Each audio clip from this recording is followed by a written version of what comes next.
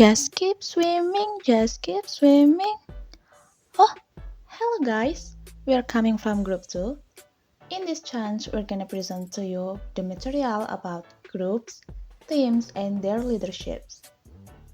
But first of all, let us introduce ourselves. Our members consist of Rafi Putra Pradipta, Muhammad AFFAN, DIVIA SALSABILA, and SALSABILA.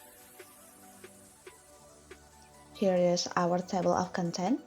First is individual versus group versus team. Second, the nature of group. Third, teams. Fourth, virtual teams. Fifth, case study. And sixth, summary. Now, let's jump to the material. Individuals versus group versus teams. There is a significant difference between individual work and group work. But what is the difference between group work and teamwork? If you want to know, don't miss this part and listen carefully. Team members usually have a strong sense of identifications among themselves than group members do. Often both team members and outsiders can readily identify who is and who is not on the team. Identifying members of a group may be more difficult. Teams have common goals or tasks, versus group members may not have the same degree of consensus about goals that team members do. Group members may belong to the group for a variety of personal reasons, and this may clash with the group's stat objective. Task interdependence typically is greater with teams, versus task interdependence less with groups. Group members often can contribute to goal accomplishment by working independently. The successful completion of their assigned tasks may not be contingent on the other group's members. Team members often have more differentiated and specialized roles than do groups members. Group members often play a variety of roles within the group. However, team members often play a single or primary role on a team. It is important to bear in mind that the distinctions we have been highlighting probably reflect only matters of degree. We might consider teams to be highly specialized groups. The nature of group. So, what is a group? A group can be described as two or more people who engage with one another in such a way that one impacts and is influenced by the other. There are 6 concepts in the nature of group, such as group size, stage of group development, roles, norm, communication, and cohesion. 5 of them will be addressed in the following section, and the 6th communication permits them all. Group size. The size of any group has 4 implications for both leader and followers. First, leader emergence is partly function of group size. The greater number of people in a large versus a small group will affect the probability that any individual is likely to emerge as leader. Second, as a group becomes larger, cliques are more likely to develop. Cliques are subgroups of individuals who often share the same goals, value, and expectations. Third, group size also can affect a leader behavioral style. Leaders with a large span of control are more directive, spend less time with individual subordinates, and utilize more impersonal techniques to influence followers. Leaders with a small control are more considerate and utilize more personal tactics when persuading followers. Fourth, group size also affects group effectiveness. The ideal group size depends on the task but is generally just big enough to get the job done. Larger groups may have diverse skills but can face diminishing returns due to inefficiencies and social loathing. Developmental stage of groups. There is Tuckman 4 stage of group development. First, forming, the initial stage where group members engage in polite conversation, gather superficial information about each other, and trust is low. The group rejects potential leaders with negative traits. Second, storming, marked by conflict, heightened emotions, and status differentiation as member vie for leadership roles. Then, norming. In this stage, a clear leader emerges and the group establishes norms and cohesions. And the last one, performing.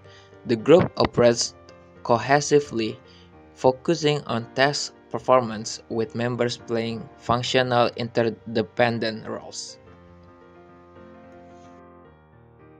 Group norms. Norms are informal rules within group that regulate and standardize the behavior of group members. They are often unwritten and unspoken but have a strong influence on behavior because people can perceive and understand them through social cues. Hackman suggested core norms for performance enhancement. First, actively scan the environment for opportunities that may require a change in strategy. Second, identify the essential and undesirable behaviors that align with the organization objectives. Group roles. Group roles are the sets of anticipated behaviors linked with specific vocation or positions.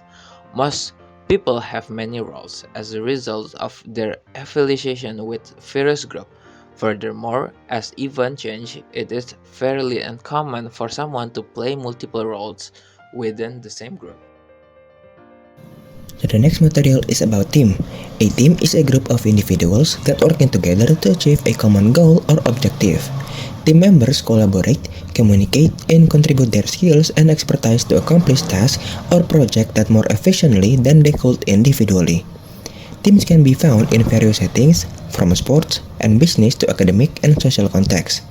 Effective teamwork often involves coordination, cooperation, and shared responsibility. The next one are effective team characteristic and team building. Teams definitely vary in their effectiveness. Virtually identical team can be dramatically different in terms of success or failure. Therefore, we must ask what makes one team successful and another unsuccessful. Although this is an area only recently studied, exploratory work at the Center of Creativity Leadership has tentatively identified several key characteristics for effective team performance. The Center of Creative Leadership, or CCL, has conducted research on team effectiveness and identified 8 key characteristics that differentiate successful and unsuccessful teams.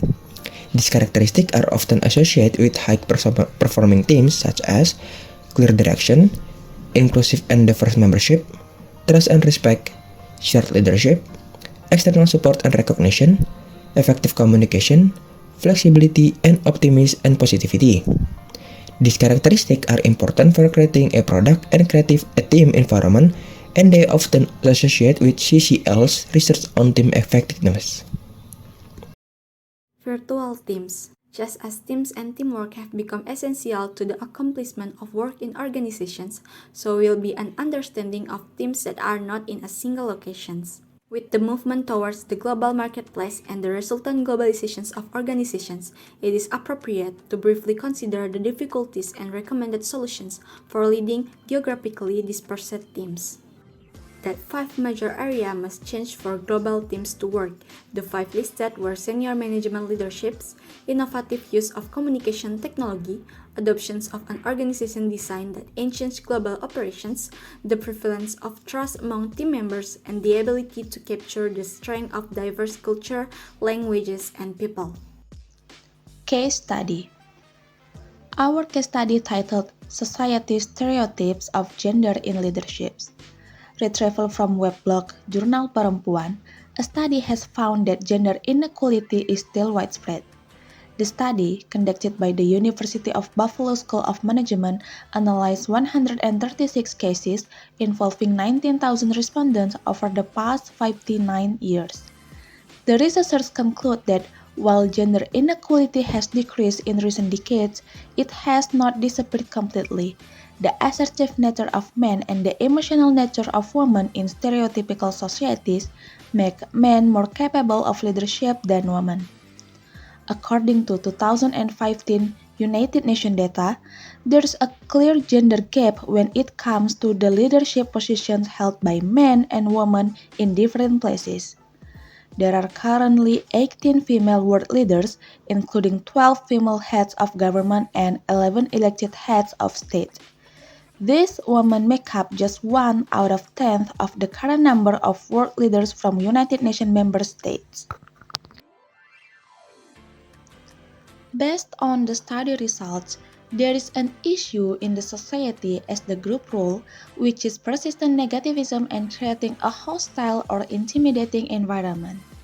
In addition to these structural factors that prevent women from becoming leaders, there are also cultural factors such as the patriarchal culture that is strongly embedded in society or the women themselves who withdraw from participating as leaders.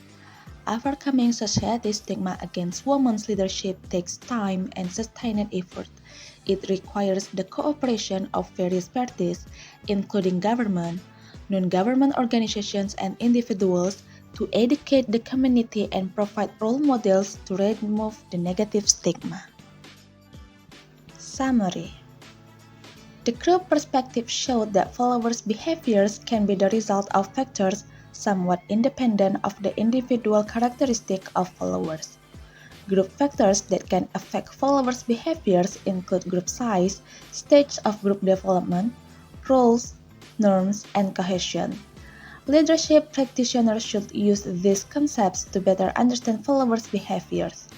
Leadership practitioners need to bear in mind how a team's sense of identity, common goals or tasks, level of task interdependence, and differentiated roles affect functional and dysfunctional follower behavior.